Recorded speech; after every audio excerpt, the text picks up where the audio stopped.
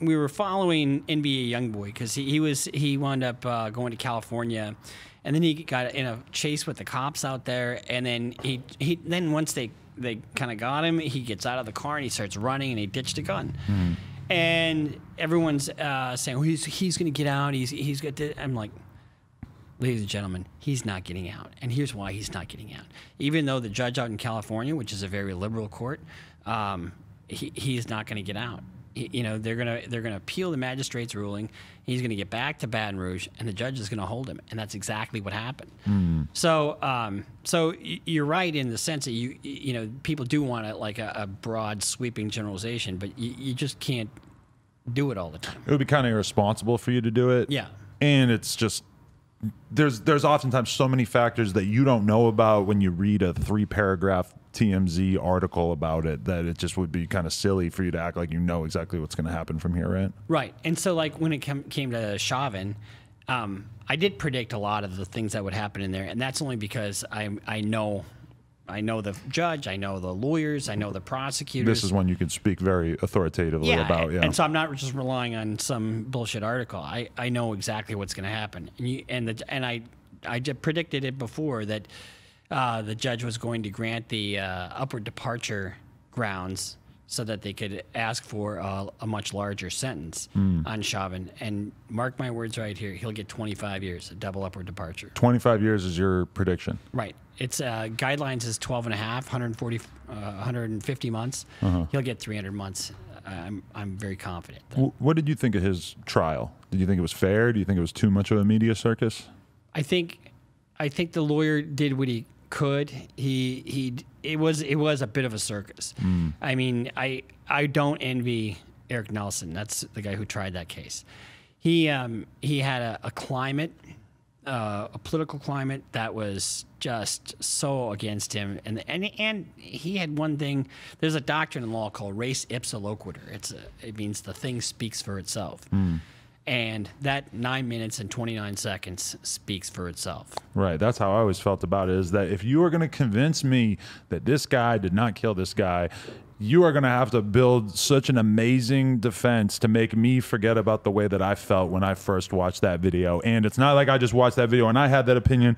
Every single person I talked to, everybody from Donald Trump to, you know, at least initially it felt like even all the Republicans were equally horrified by what they saw in that video. It seems like that would be the hardest, you know, and people were really like on Twitter acting like, oh, maybe the defense had a bad day in court today. This isn't looking good. Like the Derek Chauvin might get off or whatever. I'm like, the whole time, like, this is really hard for me to believe. Yeah.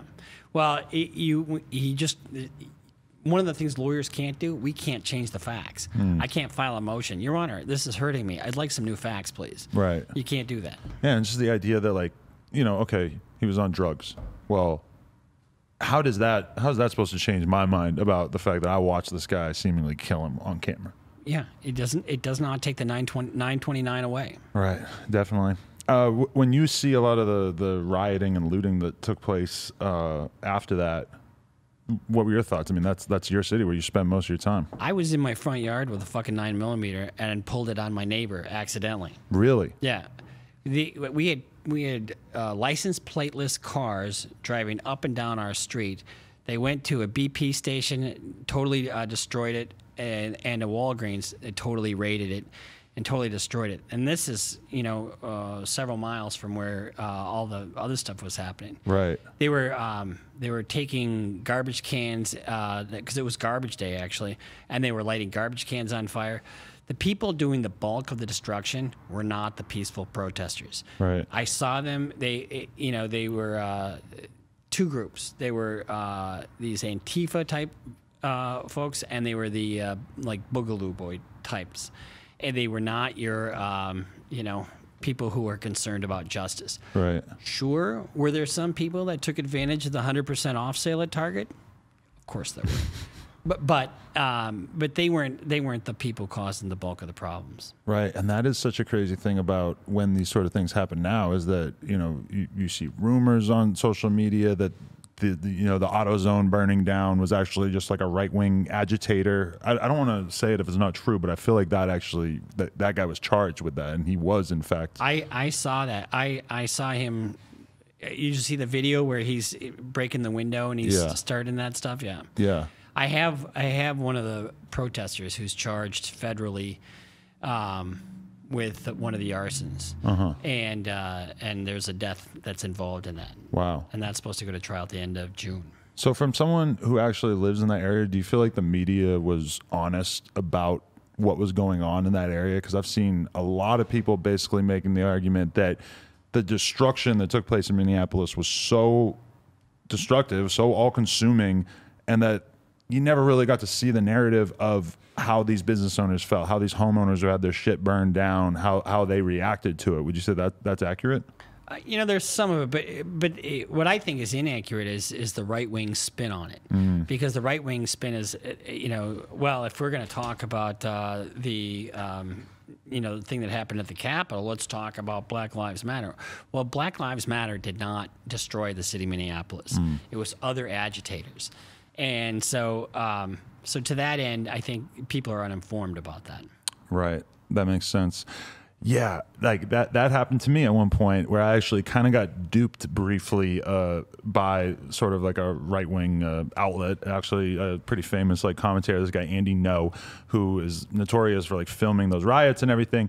He posted up a video of a sneaker store on Melrose that's actually across the street from where my store used to be before we shut it down, and just a car, boom, just drives right into the front of the sneaker shop, destroys it, whatever. And Andy No posted it and said that basically made it seem like this was connected to the fact that there was a Black Lives Matter rally maybe a mile away. And at first I saw that and it seemed logical to me, like, oh, maybe this is related to that. Then somebody hits me up and they're like, yo, I know those guys. I talked to them who work at that store. They said it was just some kid with a stolen car, and he was pissed off because they wouldn't, honor a stolen credit card. I forget exactly what the story was, but it had nothing to do with the probably peaceful rally down the street. And I immediately realized, like, I've been duped. Yeah. I went along with this narrative, and I deleted it and corrected it and made it clear that that wasn't what was going on in that video.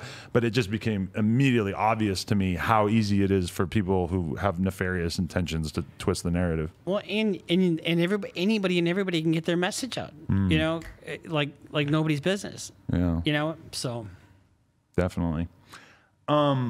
Okay, I'm trying to think of the other high-profile cases that we've really been seeing recently, or just things that people out there need to avoid. Like going back to NBA YoungBoy, the fact that he was already on probation and that he wasn't allowed to be handling firearms, but that he still did in that music video. But then they only were able to prove it by confiscating the memory card from the filmer at the music video shoot. That was pretty shocking to me, because if you're NBA YoungBoy on the streets, you are maybe worth, I don't know, 10, 15, $20 million a year. Like, you could, from touring and putting out music, he's like the highest streamed artist on YouTube and on a lot of streaming services and stuff like that. The fact that that isn't enough for him to just chill and just, behave reasonably, that's pretty troubling, because that to me says that the allure of projecting this gangster image, which he, seems to actually be of that ilk, the allure of that is so intense that even somebody like him could get into a situation where he's basically going to maybe lose 5 or 10 years of his freedom just from wanting to have guns in a video and look cool. What did you talk about the development of the young male brain? The young male brain is not fully developed until 24, 25. Right. Right? And what is he, like 21? Yeah, he's super young. Yeah. He's super young. With like 7 or 8 kids too. And so, yeah, he's got like 7 kids. I think his dad went to prison or was killed very early on, not part of his life. The thing about it is that he's got he was on supervised release, right? And if there's any time where you need to be minding the store is when you're got a federal judge that's kind of overseeing you.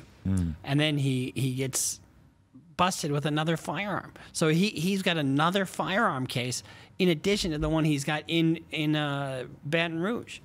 So you've got that issue of the young male brain being so how do you want to put it? It's not developed, but it's also so susceptible to outside influence.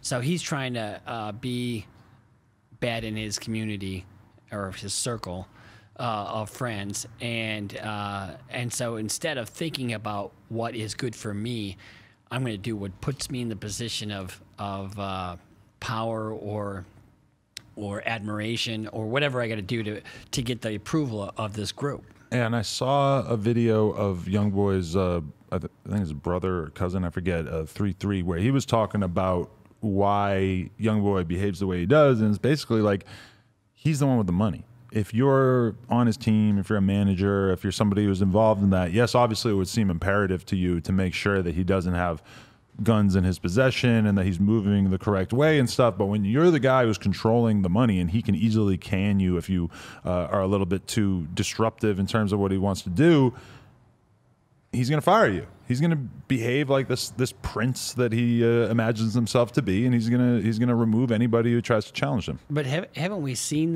that song before? I mean, we saw it with Elvis, we saw it with Michael Jackson, we saw it with Prince. We see it with people who have a lot of money and who, you know, are going to do their own thing, and no matter how destructive it is to themselves, you don't like it, you can fucking leave. And you know, it's a tragedy. And where is he now? Locked up, and probably staying locked up for a very long time if we had to guess. Yeah. Which is a real shame, because I remember, like, Youngboy had been locked up for a while on something unrelated or something related, I'm sure, but then he got out, and we were all so happy a couple years ago, like, wow, he got so lucky to be back on the street after all this stuff hanging over his head, and then to see him fuck it up again was just kind of like, wow. Like, I mean, I don't know if you have so little self-control or you're so not interested in staying out of prison, then what could we really even expect of you? If you were to get another chance on this, what are the odds that you're not going to fuck it up? But I do see that a lot, and it you know, where, you know, popular opinion, I don't like repeat clients. I love being able to work my magic and give somebody their life back, and then having them thank you, and okay, I dodged that bullet, you know. But sometimes, like you said, if they had their shit together, they wouldn't be in that position in the first place.